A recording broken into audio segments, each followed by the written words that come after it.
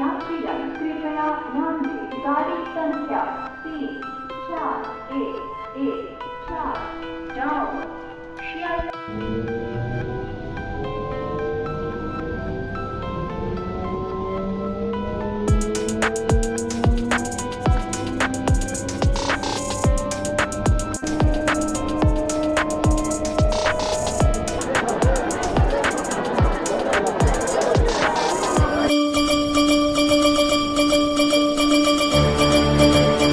প্রথমে আমাকে ট্রেনটা ধরতে হয়েছে বাউরিয়া থেকে। তা বাউরিয়া থেকে ভাড়া হলো দীঘা অবধি 40 টাকা। তা অত দূর থেকে এখানে আসতে লাগলো 40 টাকা। মানে দীঘা স্টেশন থেকে ওল্ড দীঘাতেও আমার গেল 40 টাকা। মানে কীরকম সব অবস্থা। তা যাই হোক, আমার 2 সপ্তাহ টানা কাজের পরে একদিন একটা ছুটি পেয়েছি। তা সেই ছুটিটা আমাকে ইউটিলাইজ করতে হবে, কারণ ঘরে শুয়ে বসে থেকে লাভ নেই। তা সেই ফাঁকেই আমি বেরিয়ে পড়লাম একাকী। আবার নতুন একটা ভিডিও আমার হয়ে গেল। তা এখন ওয়েদারটা আছে মারাত্মক গরম। তা আমি স্টেশনে নামার আগেই ঢুকে গেলাম আসলে জগন্নাথ মন্দিরে। প্রচণ্ড রোদ আর পা একদম জ্বলে যাচ্ছে, নিচটা এতটা গরম হয়ে গেছে কি বলবো। তার মধ্যে ব্যাগ রাখতে হলো, ব্যাগ নিয়ে ঢুকতে দিচ্ছে না, তার জন্য টোকেন দিয়েছে। আর জুতোটাও বাইরে রাখতে হচ্ছে, জানি না জুতো পাবো নাকি আর যাওয়ার সময়।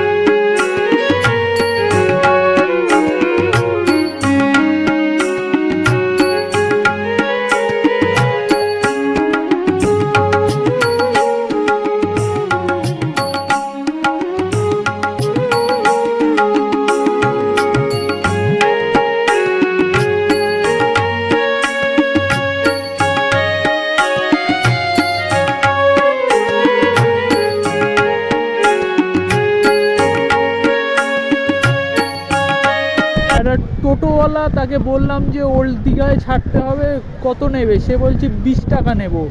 তাই এবারে নামিয়ে বলছে যে 40 টাকা। বলছে কেন? বলছে না, ওল্ড দীঘা যেখানে শেষ ওইখান থেকে স্টার্ট, আবার নাকি ভাড়া ডবল হয়ে যাবে। তাই এই সব স্ক্যাম চলছে এখন। যাই হোক, 40 টাকা দিতে হলো, ঝামেলা বাড়িয়ে বেকার লাভ নেই। তা আজকের যে প্ল্যানটা আমার ছিল ওটা হলো দারুণ।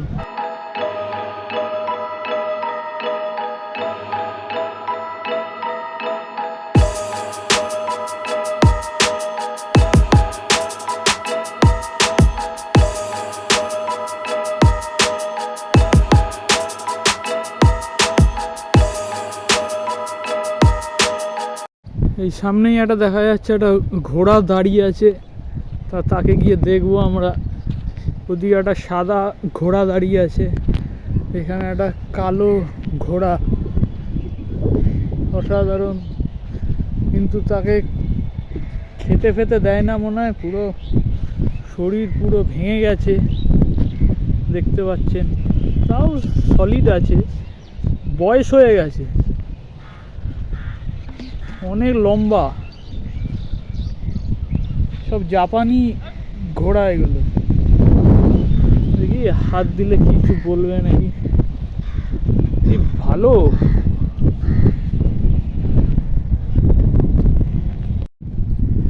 দেখুন অপূর্ব, কেন চুপচাপ আছে, কামড়াচ্ছে না। দুর্দান্ত ঘোড়া এটা, সলিড সলিড একদম।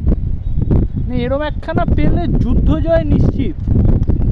অপূর্ব ঘোড়া। এইসব ঘোড়া কিনতে হলে এইসব নিয়ে লাভ আছে, বাইক ফাইক নিয়ে কোনো লাভ নেই, বেকার জিনিস। কিনলে এরকম একটা নেবেন, দুর্ধর্ষ। ও অপূর্ব। এখানে আরেকটা আছে দেখুন, পুরো সাদা ধবধবে,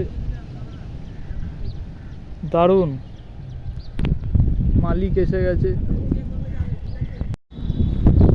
দারুণ ঘোড়াটা। এটা কি বয়স হয়ে গেছে না অনেক? দেখুন এখানে কত সুন্দর উনি সওয়ারি। আচ্ছা, রেসের না, গায়ের চিহ্ন আছে। দূরে সাগরে দেখা যাচ্ছে একটা নৌকা ভেসে ভেসে যাচ্ছে সাগরের বুক চিরে। আর এখানটাতে আমি এখন রিল্যাক্সে বসে এনজয় করছি সমুদ্রের ভিউ। আর দুর্ধর্ষ জার্নি আজকে। এখন হলো বিকেল 5টা, আর আমার বাস আছে ঠিক রাত 11টার সময়, এখান থেকে ছাড়বে। তা আমি হোটেল না নিয়ে সারাদিন এই ঝাউক বনে কাটিয়ে দিলাম। তা হোটেল নেওয়ার কোনো দরকারই নেই, যারা আসবেন সিঙ্গেল, এই এত সুন্দর ঝাউবন আছে, এখানেই থেকে যাবেন। আর এই একটা সুন্দর জায়গা আছে, এই জায়গাটা, এটার মধ্যে আমি এখন শুয়েছিলাম। অপূর্ব, একটা আলাদাই একটা জগৎ লাগছে। সামনে নীল সমুদ্র, আর তার সামনে আমি এরমভাবে শুয়ে আছে, সুন্দর হাওয়া বইছে, অপূর্ব।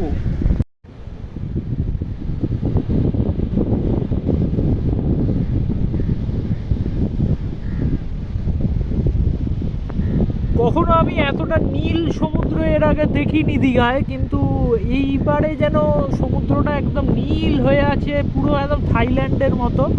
তা এই স্ট্রেট যদি আমরা যাই তাহলে পৌঁছে যাবো আন্টার্কটিকায়।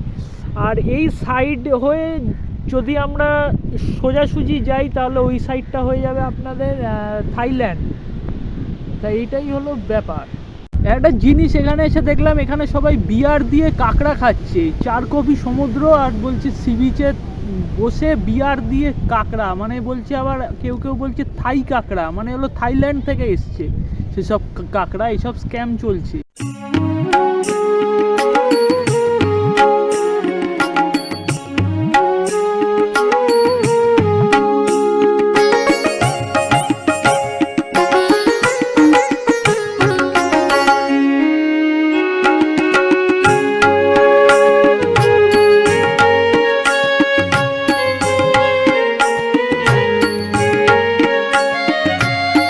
আস্তে আস্তে রওনা দিতে হচ্ছে। এখন গাড়ি দিয়েছে আমার ঠিক 11টার সময় গাড়ি দিয়েছে, বাস, এসি বাস। তা ওটা করেই আমি পরের দিন সকালবেলা শিয়ালদায় পৌঁছে যাব।